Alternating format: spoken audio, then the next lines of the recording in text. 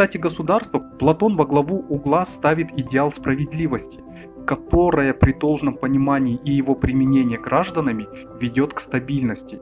Последнее описывается им в историческом для государства становлении.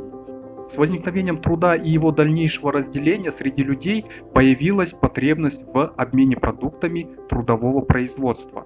Люди постепенно поняли, что обмен продуктами труда куда более удобен, как и вообще совместное взаимодействие, если люди объединятся в сообщества, защищенные стражами и законами.